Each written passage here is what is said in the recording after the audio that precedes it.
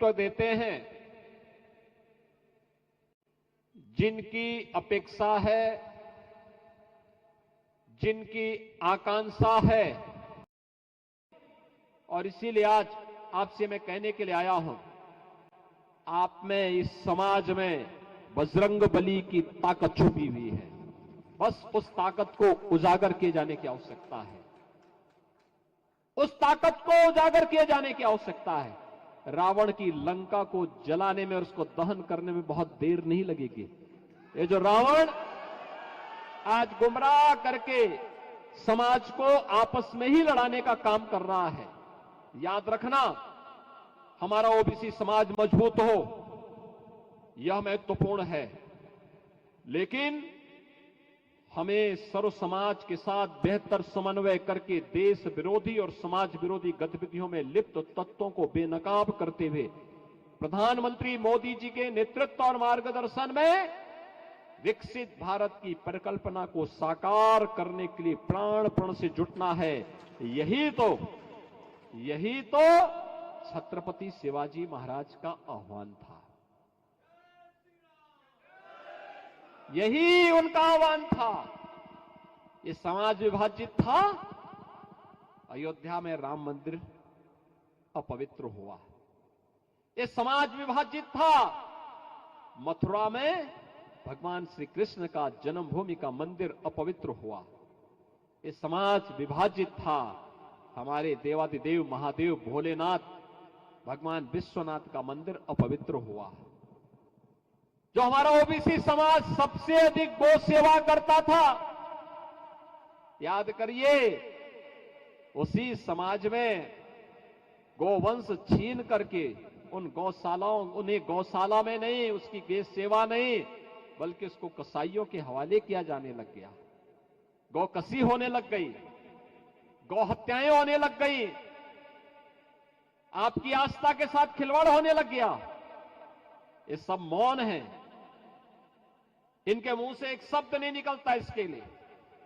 ये अयोध्या पे नहीं बोलेंगे, ये मथुरा पे नहीं बोलेंगे, ये काशी पे नहीं बोलेंगे, ये माफिया राज पे नहीं बोलेंगे, ये लोग दंगों पे नहीं बोलेंगे, ये लोग कांवड़ यात्रा पे नहीं बोलेंगे, ये श्री कृष्ण जन्माष्टमी पे नहीं बोलेंगे, ये होली और आपके पर्व और त्योहारों पे चर्चा नहीं करेंगे।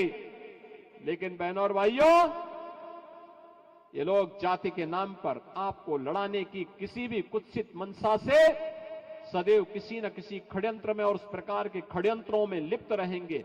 और इसके लिए इन्होंने सबसे बड़ा औजार के रूप में इस्तेमाल किया है अपने स्मार्टफोन को। स्मार्टफोन, सोशल मीडिया प्लेटफॉर्म, और उसके माध्यम से झूठे वक्तव्यों को निकाल करके, झूठी जातियां और झूठे शेयर करके इन्होंने इस प्रकार के षड्यंत्रों को आज अंजाम देना प्रारंभ किया है कि पूरा समाज एक दूसरे को दुश्मनी भरी निगाहों से देखने की स्थिति में पैदा हो। इस प्रकार के षड्यंत्र लगातार कर रहे हैं, इसलिए इनसे सावधान बनने की आवश्यकता है।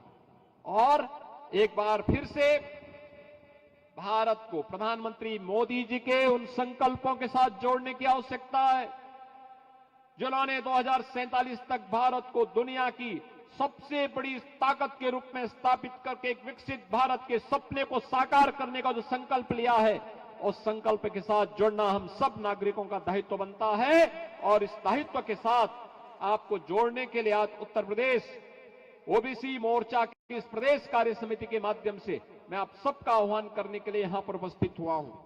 बहनों और भाइयों, मैं आपको इस बात के लिए आश्वस्त करता हूं, मैं आपको इस बात के लिए आश्वस्त करता हूं कि डबल इंजन की सरकार है, आपके हितों को हर प्रकार का संरक्षण देगी, आपके हितों के साथ खिलवाड़ करने की छूट किसी को नहीं देगी।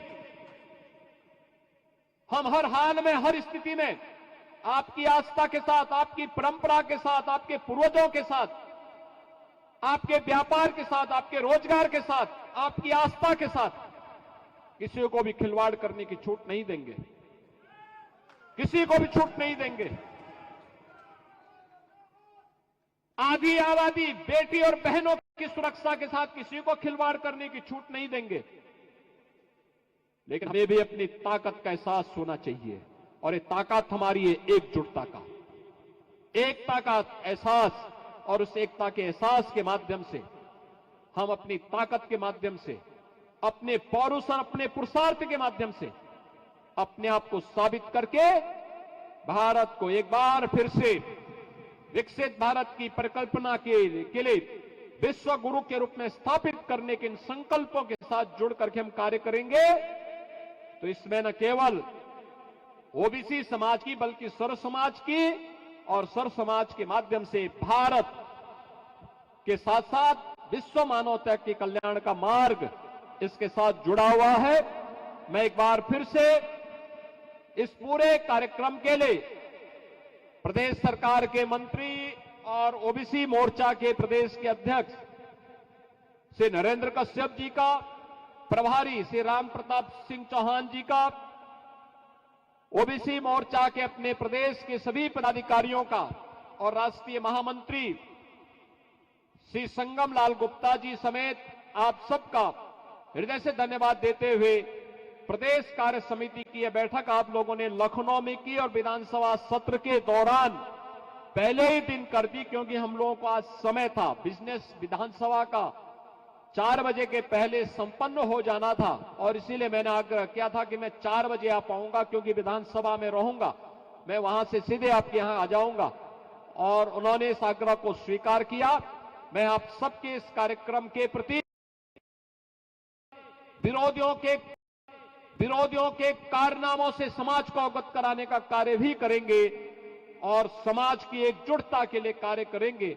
तो मुझे लगता है कि इससे न केवल समाज को बल्कि प्रदेश को और देश को लाभ होगा और आने वाली पीढ़ियां आपके इस कार्य